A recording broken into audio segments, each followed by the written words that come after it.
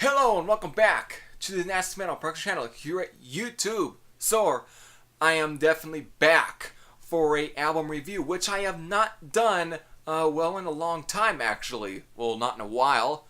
I definitely rephrase. So, of course, as you can see, I'm here to review the newest album from Alice Cooper titled Paranormal, which I got today, which is of course this right here.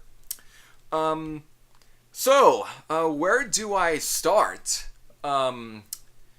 This is definitely his first album since 2011's Welcome to My Nightmare, which of course I saw Alice Cooper on this tour, and I'll definitely show since I have the ticket stub right there, which I put right inside. So,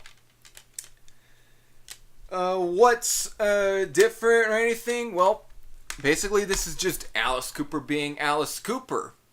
I really can't say anything real bad about this. In a way, I guess to really kick it off, I think this album is a little better than the Welcome to My Nightmare album. Of course, produced by Bob Ezrin, who of course came back to reproduce this album because this was basically just a follow-up to, this album right here was a follow-up to the Welcome to My Nightmare album from 1975, if I am correct.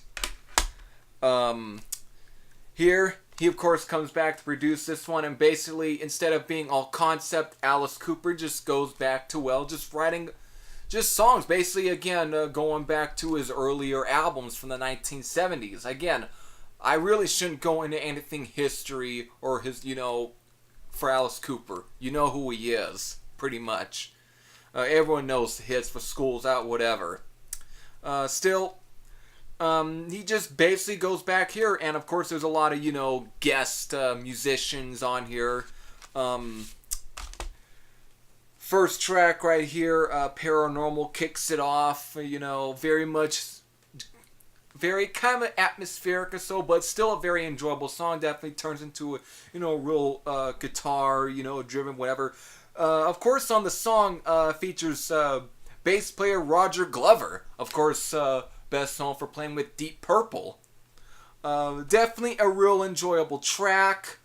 Of course, there's keyboards from Bob Ezrin on the song. Next track, Dead Flies, real Jimi Hendrix feel track. Actually, it definitely shows his influence for Jimi Hendrix.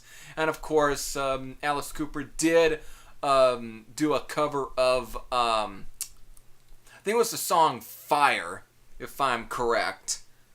Of course, definitely another enjoyable song. Next track, Fireball. Definitely not a cover of, the Deep Purple track. Another real enjoyable track. Of course, here it features bass player Dennis Dunaway. Of course, definitely one of Alice Cooper's, former bass players, definitely being part of the original Alice Cooper band. Of course, this isn't the last track that we see from, Dennis Dunaway. Paranoiac Personality. Of course, this track here also, the track right here is real good, though. Definitely, this was, of course, one of the first, singles for the album, and I didn't listen to the track firsthand, but listening to the album with the song, coming on, real good track. Definitely reminds me of Go to Hell. Very much has that feel to it. Really like it. However, the second track right here after, Paranoid Personality is Falling in Love, which of course features guitar player Billy Gibbons, best known for playing in ZZ Top, and it has that ZZ Top feel, and which I got nothing against that. I love ZZ Top, especially their early 70s stuff from, the first album up to about at least the Guello. And it just has that, and it's just a real good bluesy hard rock track. Actually, most of the songs on the sound tend to be more hard rock. Like, he definitely Alice Cooper just went back to making a hard rock album. And of course, the next song, Dynamite Road, just another real good track as well. Definitely, for some reason, the riff to this track is like, even though the most of the album it's like very much has that 70s feel, but this one almost has an 80s feel to it. More so, at least, for some reason, kind of giving me the feel for like something off of Raise Your Fist and Yell. For some reason, just the riff.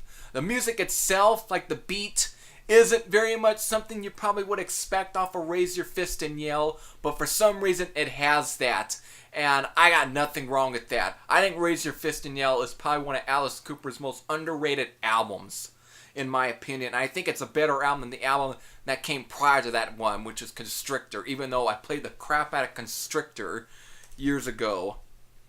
Private Public Breakdown, just another classic Alice Cooper track here. Just definitely good. Just another good track. I can't say anything bad about it. Holy Waters, kind of an oddity. This definitely is, again, something you really expect from Alice Cooper from the 1970s. It's, of course, this track, of course, features Steve Hunter. Definitely also a part of the original Alice Cooper band, and this won't be the last song with him on it. But Holy Water is kind of an odd track, almost. It's just, again, it's just that real weird, just that something you really expect from Alice Cooper. I can't really put too much words on it, but it has horn sections, whatever. It's just a real sort of real something you expect, that you come to it, at least expect from Alice Cooper. Next track, Rats, here, of course, features pretty much, again, most of the original Alice Cooper band on here. Michael Bruce, Neil Smith, and Dennis Dunaway.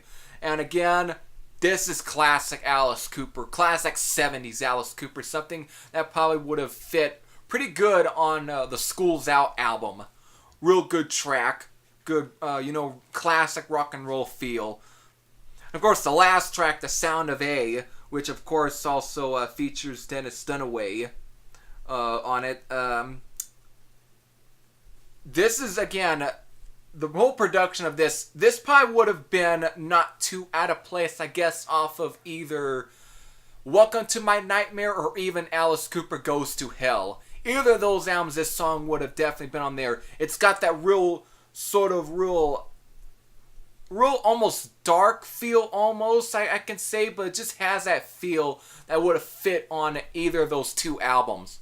Definitely, it's the last song to end the album, and within that, the album I'm also forgetting is definitely clocks in around 34 minutes.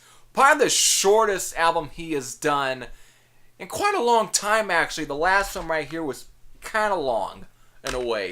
Here, it's short and sweet. Definitely a good album. Of course, if you get the second disc, you get 2 more tracks that, of course, record with the original Alice Cooper band. Genuine American Girl. It's what you expect from Alice Cooper again. The whole lyrics and everything. Basically singing it like he's a fucking female. This is the bizarreness that you expect from Alice Cooper, especially from the 1970s. Real good track. Silly, funny. It's what you expect. And of course the other track, You and All Your Friends. Another real good track as well. Again, both these two, there's nothing bad about this. Of course, on the second disc, you get live versions that were recorded in Columbus, Ohio, back in May 6, 2016.